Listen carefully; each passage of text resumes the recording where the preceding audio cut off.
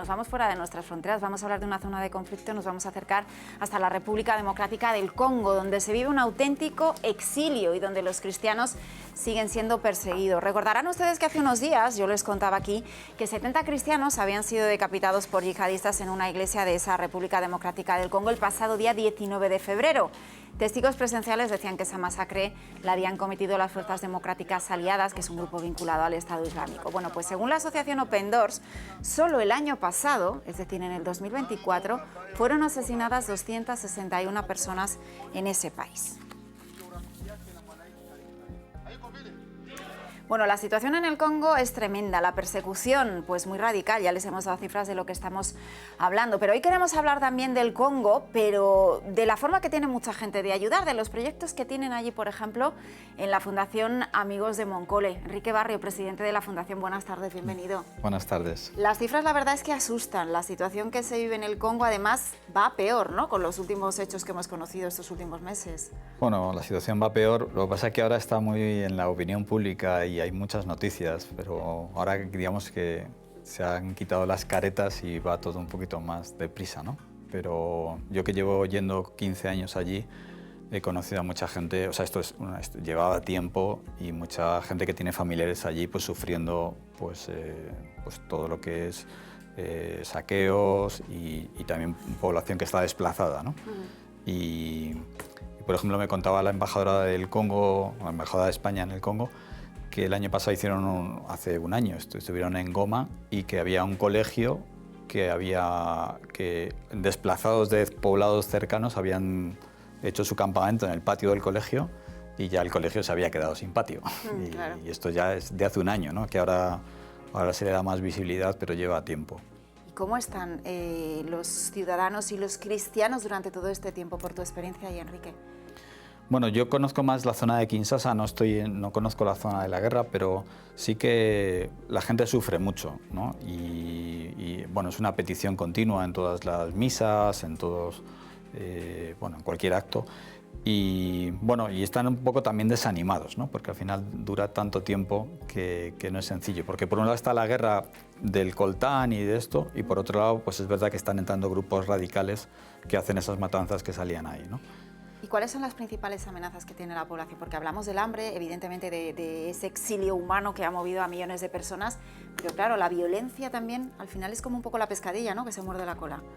Bueno, es que en el Congo está todo, o sea, desde problemas sanitarios, lógicamente, la influencia de estos países, la guerra, bueno, los intereses por el coltán y otros minerales, un montón, el intento de Rusia, de China por por hacerse con el país, la corrupción, que es muy grande. Bueno, son un montón de cosas que afectan tanto a la población que sobre todo pues a veces se ve muy desanimada, ¿no?, pues para poder tirar para adelante, porque ven cómo, pues, por ejemplo, Ruanda es de los países que más coltán exporta del mundo y no tiene minas de coltán, entonces ya se sabe de dónde vienen, ¿no? Entonces, hombre, es muy desanimante para ellos ver que los minerales de su país están vendiéndolos en otros sitios y que no hay y que nada de esa riqueza queda en el país, viendo además cómo está el país, ¿no? Y en medio de todo eso, Fundación Amigos de Moncole ayuda, intenta cambiar la vida de muchas personas, más de 27.438 solo en 2024. Vosotros trabajáis principalmente con proyectos de salud, ¿no? Trabajamos con proyectos de salud, proyectos de educación, proyectos también de agricultura, pero bueno, intentamos centrarnos en proyectos de salud.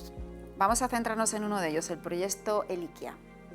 Sí, el proyecto Eliquia pues, lo lleva a cabo el doctor Chiva, que es un ginecólogo de la Universidad de Navarra, aquí en Madrid, y empezamos ya hace 5 o 6 años, hemos ido mejorando el proyecto y todos los años, empezó con que todos los años se hace una expedición en la que va el doctor y algún otro médico junto con estudiantes y le ayudan a detectar el cáncer de útero pues ha habido veranos que en más de 1.200 mujeres hemos hecho un cribado, ¿no?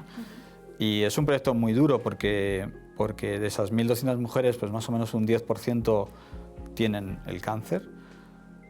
Allí, por ejemplo, las mujeres nunca se hacen una revisión, entonces pues no saben, ¿no? Entonces les ofrecemos esta posibilidad gratuita y van. Y de ese 10%, más o menos un 1%, pero todos los años son unas cuantas, pues tienen un cáncer que no se puede curar ya, ¿no? Que llegamos un poco tarde, ¿no? Entonces un poco... Y sin embargo al resto sí que tenemos un proceso por el cual se les puede curar mediante una termoablación que se llama y salen adelante, ¿no? Y pero son 1.200 mujeres al año y ahora hemos conseguido que el proyecto se haga permanente. Hemos enseñado a médicos de allí a llevarlo a cabo e incluso le estamos ayudando un poco financieramente y entonces están ya tratando pues unas 200 mujeres cada mes. Es un poquito más pequeño, porque cuando nosotros desembarcamos pues llegan muchas mujeres y casi el hospital se para esto, pero ahora pues unas 200 mujeres al mes.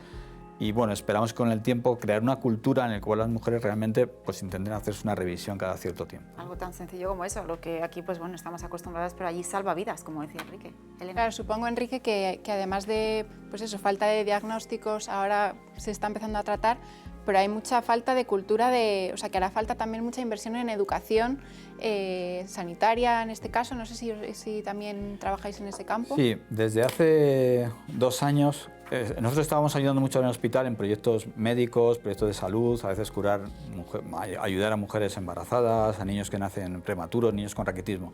Pero nos hemos dado cuenta de que si queremos dar un empujón de verdad, tenemos que ir a la formación. El año pasado dimos más de 2.000 horas de formación y estamos consiguiendo que muchos médicos pues vayan allí a eso, pues a formar a otros médicos y no solamente médicos, también a veces gestores. Al final el hospital es muy complicado y hay mucho que formar, ¿no? Entonces pues desde gestores, desde el propio comité directivo, recursos humanos, incluso gestiones de liderazgo, de cómo resuelven los conflictos entre ellos, ¿no? Hay veces que hay un conflicto. Este verano una persona que fue a dar una sesión de liderazgo se encontró con un conflicto que nunca se había encontrado.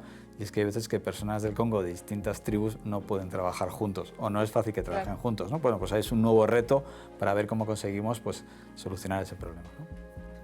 Sí, aunque en este programa hemos hablado más veces de la situación del Congo, la gente en casa tiende a definir los conflictos con buenos y malos, y con a quién hay que defender y quiénes son los enemigos, ¿no? Quizá el conflicto del Congo es el más difícil de explicar de esa forma, ¿no? Porque hay un montón de intereses, hay un montón de actores y no es fácil saber a quién hay que apoyar o de qué lado estar, ¿no? Sí, es un conflicto en que hay muchos países que están lejos, porque digo, Estados Unidos, Rusia, China, que tienen intereses allí, y luego pues también los países colindantes, ¿no?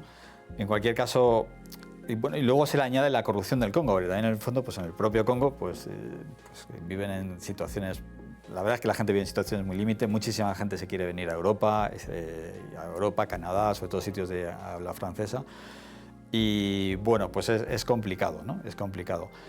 El Congo es un país muy pacífico realmente, ¿no? Y de hecho llama la atención que un país como Ruanda, que es un país muy pequeño, esté atacando a un país como el Congo que le multiplica por 10 la población, ¿no? Pero es que realmente el Congo es un país muy pacífico. Hay veces que te dicen, oye, pero ¿no te da miedo ir allí? Yo allí estoy durmiendo en tienda de campaña en poblados a 30 kilómetros de Kinshasa y no tienes ninguna sensación de miedo, la gente es muy agradable, pero bueno, pues están estas situaciones y es verdad que es difícil saber quiénes son los buenos y los malos, pero bueno, yo mi corazoncito lo tengo ahí en el Congo y pienso que están siendo agredidos y que el Congo podría ser un país, uno de los países más ricos del mundo si pudiera aprovechar todos los materiales y minerales que tiene, ¿no? Y que sin embargo lo están expoliando entre los grupos internacionales y sobre todo pues estos países colindantes que saquean realmente, ¿no? También llevando a cabo proyectos como los que tenéis en materia agrícola, se transformaría, ¿no?, esa situación.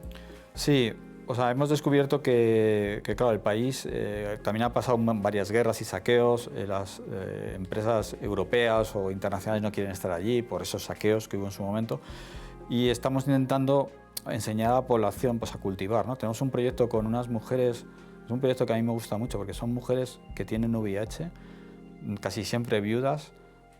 Todo esto es muy estigmatizante allí y no tiene mucho futuro.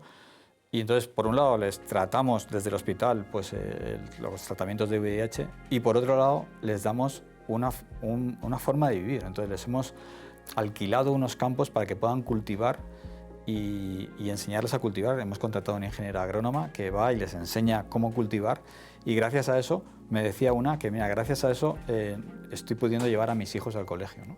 Entonces, bueno, al final la agricultura pues, es muy importante, efectivamente, porque fijaos que un litro de leche en el Congo cuesta $2. Madre porque en el Congo no hay leche realmente y viene importada de Sudáfrica o de otros sitios. Entonces, qué importante que puedan ellos producir, ¿no? Otras cosas y que sean un poco autónomos. Y que al final transformando, ¿no? En origen, como decías, transformando esa vida de las mujeres, dándoles la formación, también como decía Elena, se transforma la vida de las familias, del poblado y de lo que es también la tribu, ¿no? Porque es todo como muy enlazado. Claro, en el fondo es darles un futuro, sí. porque es que si no, no lo tienen. Ellos, a veces la gran desesperación allí de los jóvenes es que no tienen futuro. Entonces, cuando les enseñas a cultivar, les enseñas a que ellos pueden conseguir unos recursos y ya con eso pueden ir los chicos a la escuela, entonces esto ya da un futuro, porque si los chicos pueden ir a la escuela, pues quizá en el futuro pues consigan un poco más, ¿no? Tenemos el ejemplo a veces de chicas que empiezan a estudiar enfermería, Moncolet tiene una escuela de enfermería y cuando acaban son ellas las que sacan adelante a su familia, sí. porque están ganando 2 o 3 veces más que el resto de la familia, siendo ridículo lo que ganan, sí. Pero la familia pasa a un estatus distinto, ¿no? Entonces, bueno, pues sí, todas estas cosas ayudan muchísimo a darles un poco de futuro. En este sentido, ¿qué papel juega la mujer en la sociedad? ¿Cómo puede ser factor de cambio en las comunidades de allí? Bueno, en el Congo y en todos estos países la mujer es fundamental, o sea, porque realmente es la que lleva a la familia, es la que se preocupa, muchas veces también es la que consigue dinero, la que lo hace todo, ¿no? Luego también, bueno, pues allí los hijos son un regalo, lo piensan así y realmente lo viven así.